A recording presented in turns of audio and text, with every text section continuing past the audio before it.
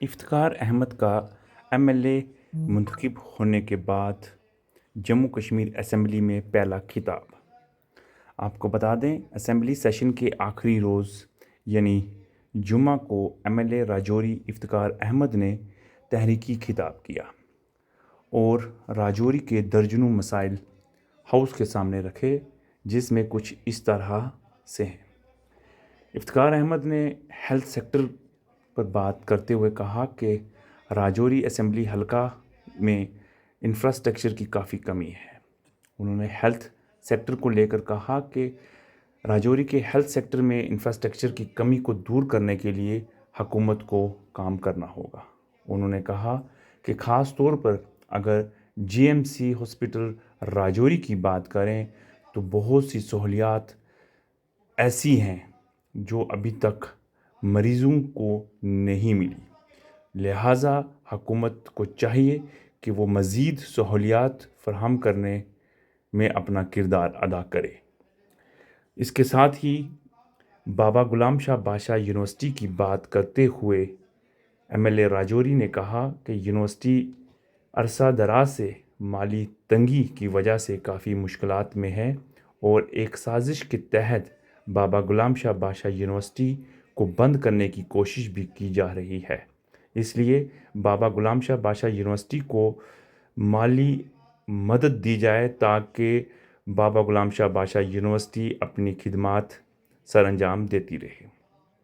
MLA Rajouri ने house में कहा कि राजौरी वादी कश्मीर और जम्मू के दरमियान में वाक़ा है और राजौरी किसी भी तरह से खूबसूरती में कम नहीं है, लिहाजा राजौरी को टूरिज़्म का मरकज़ बनाया जाए और राजौरी को टूरिज़्म मैप पर भी लाया जाए ताकि टूरिस्ट राजौरी की तरफ भी तवज्जो दें और यहाँ भी अब घूमने फिरने के लिए आ सकें।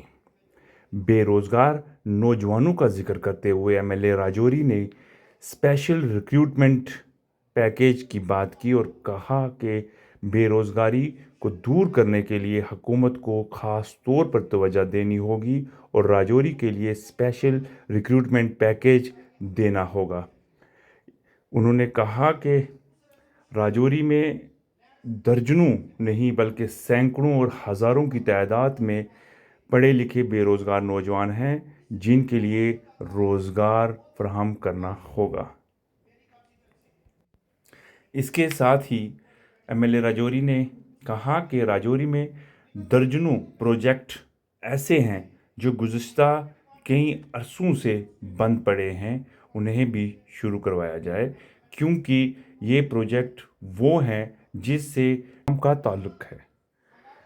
एमएलए राजौरी ने फॉरेस्ट राइट एक्ट पर भी बात की और कहा कि राजौरी के अंदर आज भी खाना बदोश फॉरेस्ट राइट एक्ट की सहूलियात से काफ़ी दूर हैं, लिहाजा हुकूमत को चाहिए कि फॉरेस्ट राइट एक्ट को भी ज़मीनी सतह पर लागू किया जाए ताकि खाना बदोशों को उसका बेनिफिट मिल सके। आपको ये भी बता दें कि आज असेंबली सेशन का आखिरी दिन था और एमएलए राजौरी ने काफ़ी इश्यूज़ जो हैं वो असेंबली के सामने लाए और उनका कहना था कि राजौरी को हमेशा नज़रअंदाज किया गया है, लेकिन इस बार मैं चाहता हूं कि राजौरी को वो सब कुछ मिले जो राजौरी का हक है। कि जो रेजोल्यूशन मूव किया गया, क्या उनको स्टेटहुड नहीं चाहिए? क्या वो जम्मू के अंदर जाकर लोगों को बताए कि हमें स्टेटहुड नहीं चाहिए? अगर उस रेजोल्यूशन में लैंड राइट्स के बारे में बात की गई, जॉब राइट्स के बारे में बात की गई और ये रेजोल्यूशन इसलिए इंपॉर्टेंट हो जाता है कि 2 दिन पहले मेरी कॉन्स्टिट्यूएंसी में एक medical college, government medical college, उसमें एक लिस्ट निकलती है 2 दिन पहले और उसमें एनाटॉमी डिपार्टमेंट में एक डिमॉन्स्ट्रेटर की अपॉइंटमेंट होती है और वो डिपार्टमेंट का जो डिमॉन्स्ट्रेटर है वो यूपी का है। क्या हमारे लोगों में इतना टैलेंट नहीं है? आज अगर नॉन पीएससी का एम्प्लॉइज भी यूपी और बिहार से आएगा तो हमारा नौजवान कहां जाएगा? आज हमारी जॉब की प्रोटेक्शन की बात बहुत जरूरी है। आज एलजी साहब का एड्रेस हुआ बहुत अच्छे तरीके से, क्योंकि हम उसकी सपोर्ट में मैं खड़ा हूँ। उसमें काफी सारी बातें की गई, स्टेटहुड के बारे में बात की गई, कॉन्स्टिट्यूशनल गारंटीज के बारे में बात की गई। मैं बीजेपी के साथियों से पूछना चाहता हूँ, आपके होम मिनिस्टर, आपके प्राइम मिनिस्टर, देश के प्राइम मिनिस्टर ने पार्लियामेंट के अंदर और पार्लियामेंट के बाहर प्रॉमिस किया कि इलेक्शन के बाद हम जल्द से जल्द स्टेटहुड रिस्टोर करेंगे और कॉन्स्टिट्यूशनल गारंटीज देंगे। तो फिर क्या रीजन था कि उन्होंने इस रेजोल्यूशन को अपोज किया? क्योंकि बीजेपी का एक मंशूर रहता है, वो 12 महीने इलेक्शन मोड में रहते हैं। वो हर मौका ढूंढते हैं कि उनको इलेक्टोरल बेनिफिट कैसे होगा। उन्होंने महाराष्ट्र का चुनाव है, झारखंड में चुनाव है, तो बस उन्होंने मिसलीड करना था। और उन्होंने रेजोल्यूशन, किसी मेरे साथी ने ठीक कहा, उन्होंने रेजोल्यूशन को पढ़ा ही नहीं। उस रेजोल्यूशन में कोई भी ऐसी बात नहीं थी जो नेशनल यूनिटी को जिससे खतरा हो या जम्मू कश्मीर के लोगों के खिलाफ कोई रेजोल्यूशन मूव किया। जो एलजी साहब ने अपना एड्रेस किया, उसमें यूथ पॉलिसी की बात की गई। ये सच बात है कि जहां हमारी रियासत 10 साल पहले बेरोजगारी में 26 नंबर पर थी, आज पहले नंबर पर आ गई है। ये बीजेपी, ये इस सरकार ने हमें दिया। आज 10 साल में हमें जो जख्म दिए गए उनको मरहम लगाने का वक्त है। ये मैंडेट जो है उसको मरहम लगाने का मैंडेट है और लोगों को बहुत उम्मीदें हैं। इसलिए चीफ मिनिस्टर साहब यहाँ बैठे हैं, उन्होंने यूथ को जॉब देने की बात कही।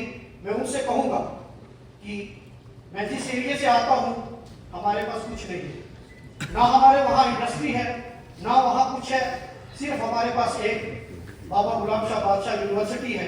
आपने एजुकेशनल, जम्मू कश्मीर स्टेट को एजुकेशनल हब बनाने की बात की, लेकिन जो यूनिवर्सिटी आज क्राइसिस में है, आज फाइनेंशियल क्राइसिस इतना है कि वो यूनिवर्सिटी डिग्रेड हो रही है। मैं आपके विसादत से चीफ मिनिस्टर साहब और सरकार से कहूंगा कि उस यूनिवर्सिटी की तरफ तवज्जो देने की जरूरत है, उनके बहुत सारे मसाइल हैं।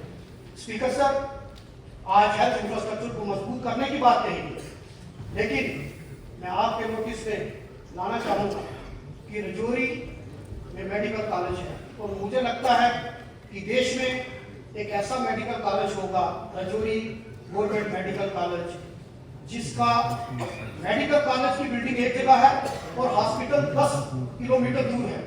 अगर बच्चा थ्योरी पढ़ने के लिए कॉलेज में जाता है तो प्रैक्टिकल करने के लिए उसको 10 किलोमीटर दूर जाना पड़ता है। ये मैंने किसी भी मेडिकल कॉलेज में नहीं देखा। और पिछले काफी अरसे से वहाँ परमानेंट प्रिंसिपल नहीं है, जिसकी वजह से उस हॉस्पिटल की हालत और मेडिकल कॉलेज की हालत बहुत खस्ता हालत में है। यहाँ हेल्थ मिनिस्टर मैम बैठे हैं, मैं उनसे रिक्वेस्ट करूंगा कि एक परमानेंट प्रिंसिपल वहां दीजिए ताकि उसकी हालत सुधर सके।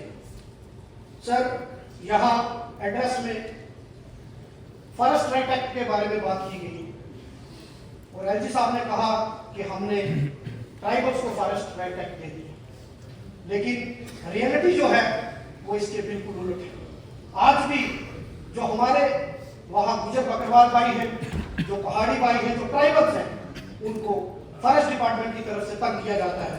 उसके बारे में भी फॉरेस्ट मिनिस्टर साहब यहाँ हैं और मैं हाउस की अटेंशन चाहता हूँ और फॉरेस्ट मिनिस्टर साहब इस पर डायरेक्शन फॉरेस्ट डिपार्टमेंट को दे, क्योंकि मुझे काफी लोगों ने ये बताया कि उनको तंग किया जाता है। आज सर डेवलपमेंट की बात करें तो पिछले 10 साल में रजौरी एक ऐसा डिस्ट्रिक्ट है जिसमें आज तक मिनी सेक्रेटरी का काम कंप्लीट नहीं हुआ। 10 साल में एक बस स्टैंड हम कंप्लीट नहीं कर पाए। रोड कनेक्टिविटी की बात करते हैं हम, रोड कनेक्टिविटी लाइफ लाइन है, किसी भी डेवलपमेंट एक्टिविटीज की लाइफ लाइन है, लेकिन हमारी जो जम्मू से पूंछ तक नेशनल हाईवे है वो पिछले कितने सालों से वो कंप्लीट नहीं हुई। हमारी जो रजौरी डिस्ट्रिक्ट है सर, अगर उसकी टोपोग्राफी ज्योग्राफिकली देखें और क्लाइमेट के हिसाब से ना वो ज्यादा गर्म है और ना ज्यादा ठंडा है, और उसका डिस्टेंस जो है वो जम्मू से 150 किलोमीटर और वहां से श्रीनगर 120 किलोमीटर सेंट्रल पॉइंट है। अब उसको अगर हम टूरिस्ट डेस्टिनेशन बनाएं तो रजौरी कुछ का कुछ गला हो सकता है। मोहम्मद साहब ने वादा किया है कि मैं ऑन स्पॉट रिक्रूटमेंट जो पुलिस पैरामिलिट्री फोर्सेस में वहाँ भर्ती करेंगे, मैं उनसे रिक्वेस्ट करूंगा कि रजौरी पुंछ के लिए एक स्पेशल रिक्रूटमेंट ड्राइव चलाई जाए, क्योंकि हमारे पास और कोई रिसोर्सेज यहाँ नहीं। सर, डेली वेजेस का इशू बहुत इंपॉर्टेंट इशू है और हमारी स्टेट में डेली वेजेस 5,000 10,000 लेके काम कर रहे हैं। इस पर क्योंकि लोगों को उम्मीदें हैं, पिछले 10 साल में कोई काम नहीं हुआ, तो इस पर एक पॉलिसी फ्रेम करके डेली वेजेस के लिए उनकी रेगुलाइज करने के लिए एक पॉलिसी बनाई जाए।